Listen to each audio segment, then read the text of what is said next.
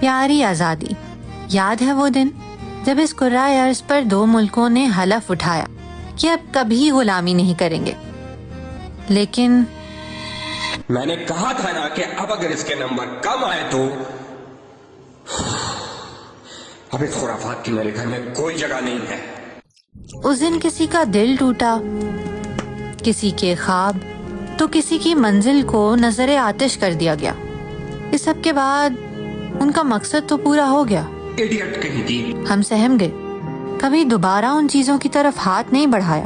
ہر any questions کے سوال پر کبھی ہاتھ نہیں کھڑا کیا، کیونکہ خود کی فطری جبلتوں کی مان کر جو ذلت ہم ماضی میں اٹھا چکے تھے، اس کی آوازیں ایک طویل مدت تک ہمارے کانوں میں گونجتی رہیں.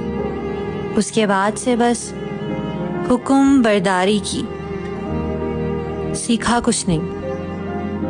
آج جب اس سہمی ہوئی شخصیت کو برسوں پرانی ان تاریکیوں سے نکالنے میں کامیاب ہو گئی تو احساس ہوا کہ انگریزوں سے تو آزادی حاصل کر لی، لیکن آج تک ان گھسے پٹے تصورات سے آزاد نہ ہو پائے جو ہمیں غلامی کے اس لفظ سے الگ ہونے ہی نہیں دیتے.